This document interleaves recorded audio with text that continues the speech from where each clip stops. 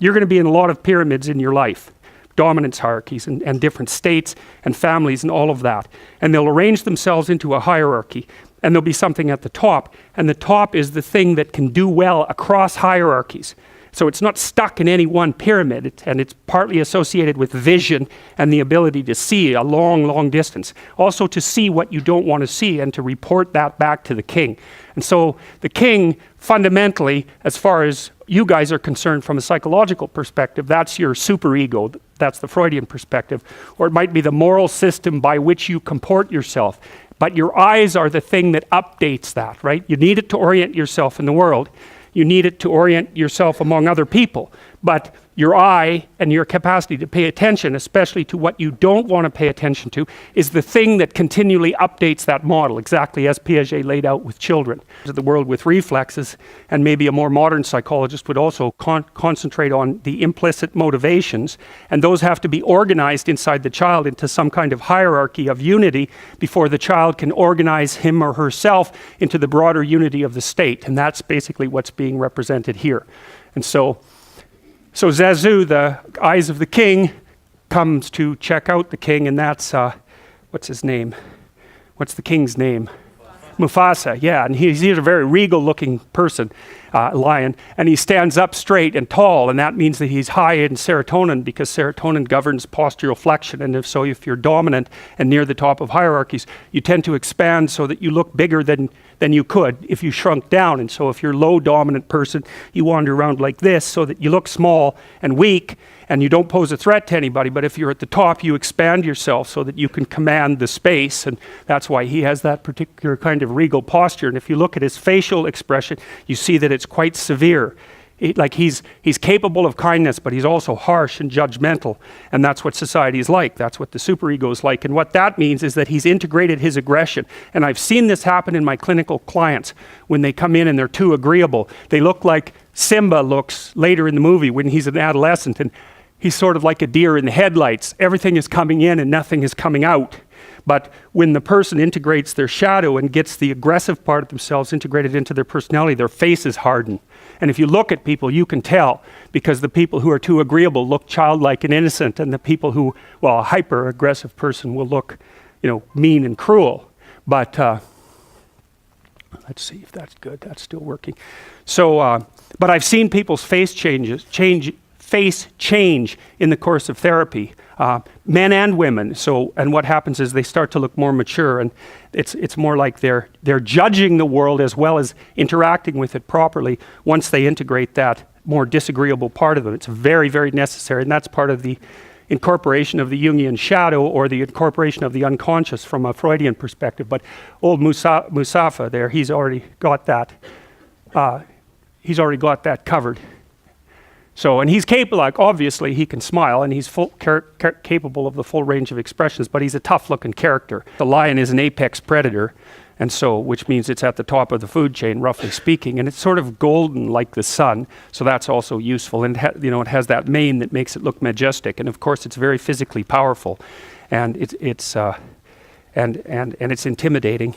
And so it's something that you run away from as well, right? Or you're awestruck by. So the fact that, it's like Snail King just doesn't make any sense, right? But Lion King, that works. And you got to think about those things, because it's not self-evident why a lion would work as a king, but a snail wouldn't. All right, so now Mufasa has taken Simba up to the top of the pyramid, right? So that's the aluminum place, let's say, or the place of the eye where you can really see a long ways, and he's explaining to him what his kingdom is going to be. And you see the sun, of course, appears at that to begin with, and that's another hint about being at the top. That's the illuminated part of the pyramid. And so they're up there talking, and what Mufasa tells Simba is that his kingdom is every place the light has touched.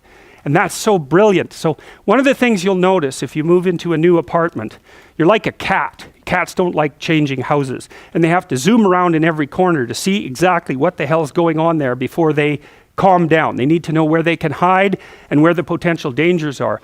And what you'll find if you move into a new place, that you will not be comfortable there until you've investigated, potentially cleaned and repaired every single square inch of it.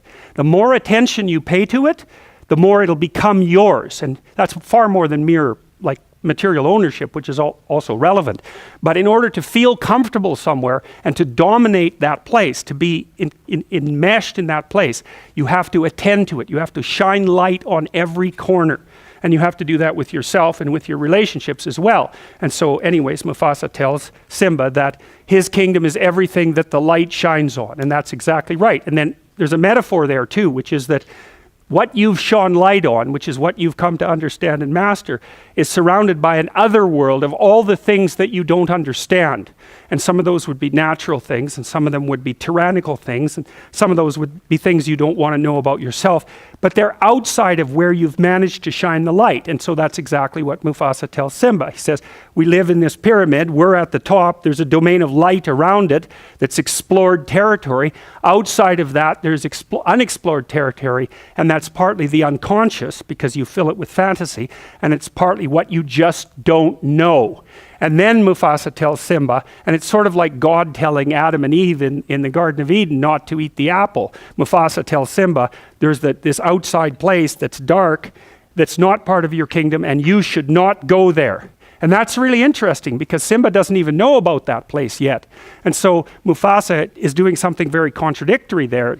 It's like telling him that it exists, and heightening his curiosity, but also saying that he shouldn't go there, almost ensuring that that's exactly what Simba is going to do. The state puts pressure on you to regulate your emotions, positive, negative, and positive. And it crushes you. It crushes the life out of you, a lot of it. And so you end up, your age, and you're all mopey because especially because you've been forced to sit down in school for like 17 years.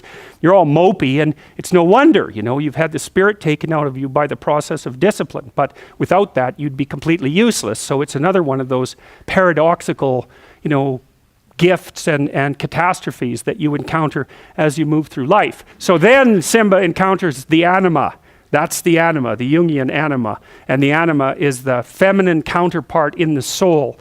And she, you can tell what she does to him, right? Because she's got this supercilious and what would you say, judgmental and teasy look on her face. And she's really trying to put him down, and it's working like mad. He's not very happy about that at all. And she's the thing, this is what the anima does, the soul. She's the thing that teaches the exploratory hero that it's not everything it could be, right? And that's part of, this can be read multiple ways, but it's part of the eternal tendency of women to make men self-conscious by their sexual selectivity. That's part of it, because that makes men self-conscious like nothing else. And it's also perhaps been one of the phenomena that's produced the evolutionary arms race in the sexes among human beings that's caused our rapid cortical expansion and our quick movement away from chimpanzees, who aren't selective maters, by the way. He's the son of a king, so he's very, very privileged, and he confuses his privilege with competence, which of course all of you do, because you're all sons of the king, which is why you can sit here in the university, and you confuse your privilege with competence as well, because has nothing to do with any of you that the lights are on and this place is so peaceful, right? But you take that for granted, and it can make you false and arrogant. He's in for real trouble, man. He thinks he knows everything. And of course, then he has a wrestling match with, what's her name? Was it?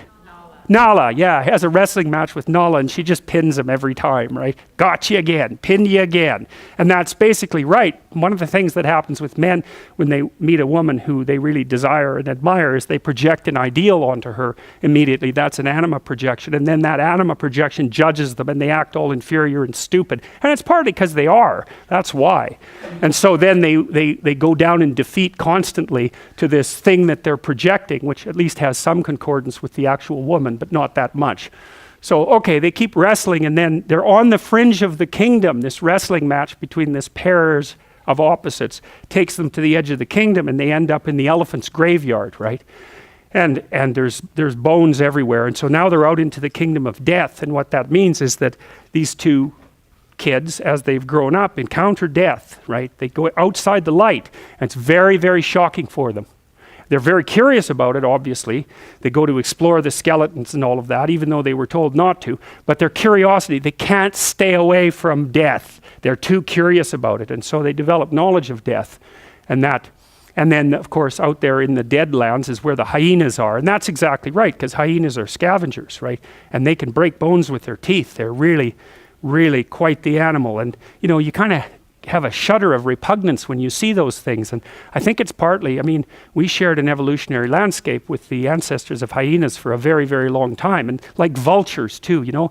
You couldn't imagine something that would be more well designed to look like it was a horrible thing than a vulture, right? And there's this weird concordance, and crows and ravens are like that too, carrion eaters, you know.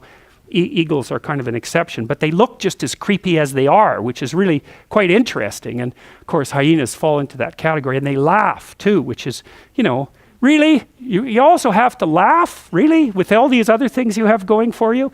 And anyways, the hyenas are enemies of lions, and they can take lions down. They're tough things, and you know, they not one hyena obviously, but a bunch of hyenas can give a lion a pretty damn rough time.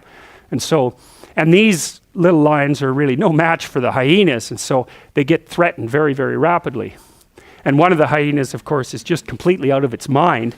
And one of the things that's really interesting, and you see this with the Muppets too, there was often a puppet that was like a crazy puppet, and its eyes would move in different directions. You know, and one of the things that happens with people who are schizophrenic is they show involuntary eye movements. And it's because you have a brain center that controls your eyes voluntarily, and you have another one that controls them involuntarily. So you can see that.